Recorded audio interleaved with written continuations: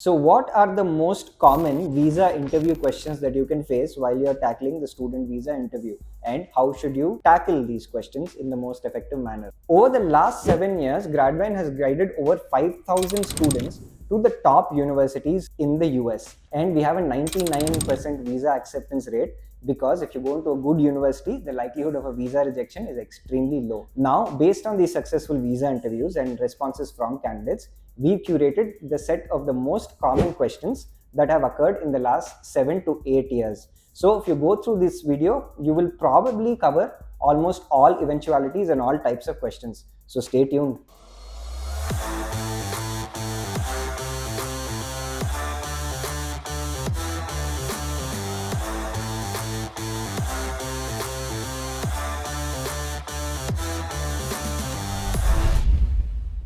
Question number 1, which university are you attending? Now, well, this is so straightforward and you should not likely mess up, but Indian students have a tendency to tell stories and not get to the point. In a visa interview, by and large, keep short answers and answer it to the point. When asked this question, just answer simply, I am going to be attending University XYZ, whatever name it might be.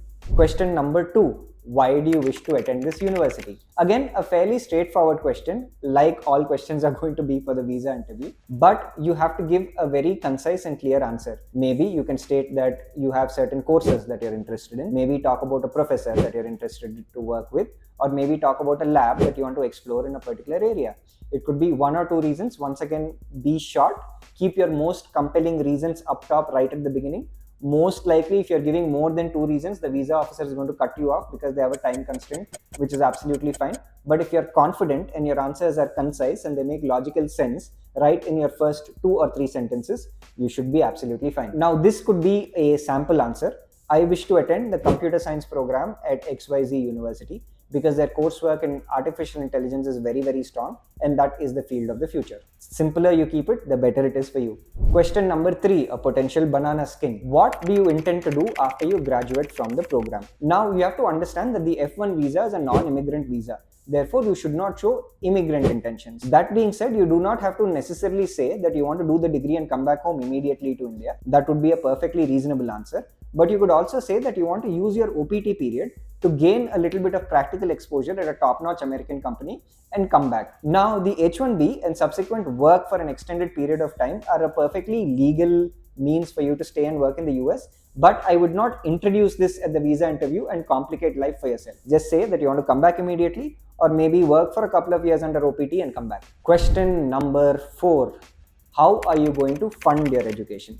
This is a critical question in the visa interview. If you're going to a good university, this could be the only other reason for rejection. Therefore, you need to have a concise answer as to where your sources of funding are going to be. It can be a loan, it could be your parents sponsoring you, it could be you funding yourself, it could be a relative sponsoring you, or it could be a combination of all these coming together to fund your education. As long as you have the amount mentioned on your I-20 covered through all of these means, you should be absolutely fine. It is good for you to carry documentation, but in most of the cases, your answer will determine the result. It is very rare for visa officers to sift through documents. In case they do, you at least have them, but your answer is very important. Also, one tip here, as long as your I-20 amount is covered, don't worry about it. These myths of having 1.5x the I-20 amount and all are absolute nonsense. There's no logical basis for the same. The sample answer for this is again very simple. I'm going to be funding my education through a combination of an education loan from XXX organization and my parents' savings, and I have X amount that covers the cost of my education. Once again, simple is great. The next question, incredibly important and another potential banana skin. Do you have any relatives in the USA? Now, the most important aspect you have to keep in mind while answering this question is that you should not digress from your DS-160. If you mention relatives' names in your DS-160, stick to the same answer in the visa interview.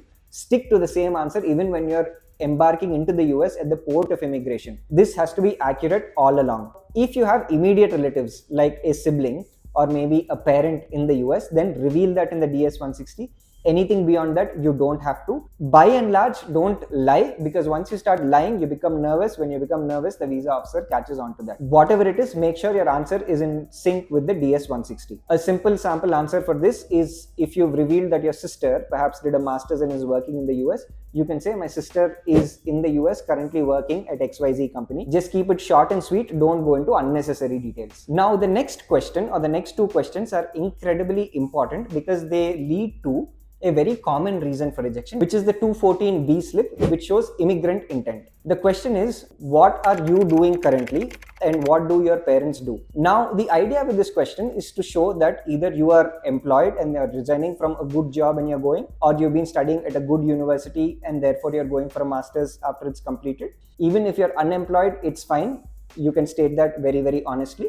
But obviously, if you have an existing status, it is beneficial. What do your parents do is also an important question, because if your parents are working in good jobs, or they have a good stable source of income, or even if they're retired with a decent enough corpus at this point in time, it shows that you're not desperate enough to immigrate illegally.